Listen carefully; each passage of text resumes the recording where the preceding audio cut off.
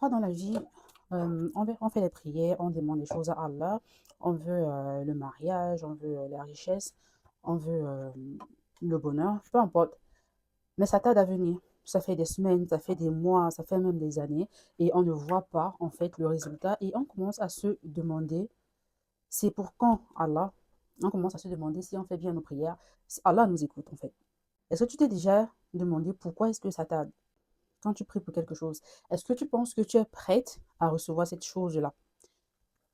Est-ce que tu penses que ton état actuel est en adéquation avec ce que tu es en train de demander? Est-ce que tu penses que tu es prête?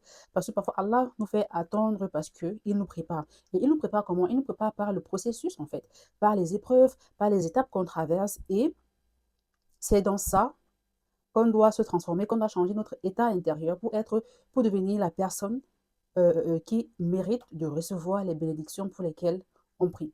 Sauf que parfois, nous, le processus, ça nous fatigue, on n'en peut plus, on perd espoir, on perd patience, on commence même un peu à dandiner sur la confiance et on laisse tomber. Certains laissent tomber et après on se dit, bah, j'ai demandé ça à Allah et Allah n'a pas répondu, j'ai laissé tomber. Non. Par exemple, si je prends par exemple le prophète Nour, alayhi salam, il a prêché la parole d'Allah pendant des années à son peuple. Son peuple n'a pas été sur le droit chemin. Son peuple était dans la perdition, au point où, dans le désespoir, il a perdu espoir. Il a demandé à Allah de détruire son peuple pour pas que son peuple répande la corruption dans d'autres populations. Et avant de répondre à cette prière, Allah lui a dit quoi? Allah a demandé à Noé, au prophète Nour, alayhi salam, de construire une arche. Il a construit une arche et en construisant son arche, il ne comprenait pas pourquoi est-ce que je construis une arche. Il n'y a pas d'eau. Justement, les gens le prenaient pour un fou. Mais il ne s'est pas arrêté là. Il n'a pas laissé tomber parce que c'était trop dur, c'était trop compliqué, il y avait trop de pression. Il a construit son arche, il a terminé. Et là, Allah a exaucé sa prière. Allah a envoyé le déluge et il a sauvé avec son arche les gens qui ont cru en la parole d'Allah. Pour dire quoi? Pour dire que quand on demande quelque chose à Allah, au lieu de se dire c'est pour quand, pourquoi est-ce que moi ça doit toujours être compliqué, pourquoi est-ce que pour moi ça doit toujours être aussi difficile, il faut se dire que,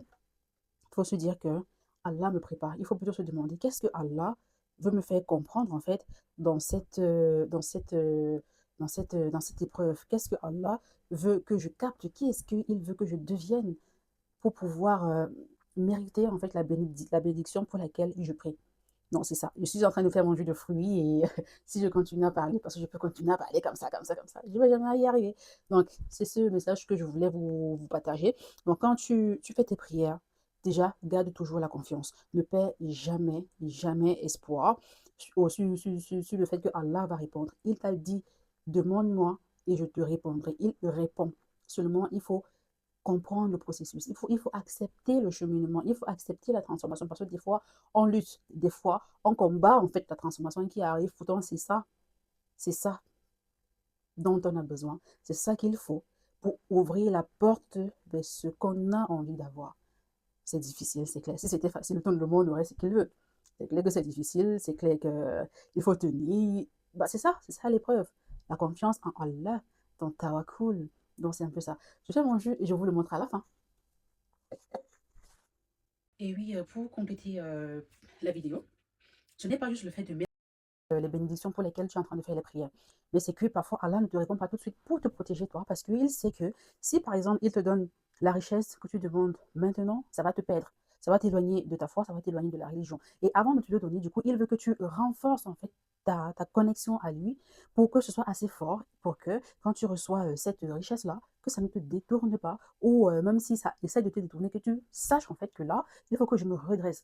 Ou peut-être le mariage, peut-être que tu n'es pas prête pour le mariage, et du coup, Allah ne te donne pas le mariage juste pour te protéger, parce que tu sais que si je te mets dans le mariage, peut-être que la personne que tu veux épouser n'est pas la bonne, ou même si on te met avec la bonne personne, toi, tu n'es pas encore prête pour assumer en fait les responsabilités du mariage, que ce soit l'intelligence émotionnelle pour voilà, mener à bien un mariage et que ce soit une source de bonheur pour toi et que ce soit une source d'épanouissement, une source de développement en fait pour ta religion.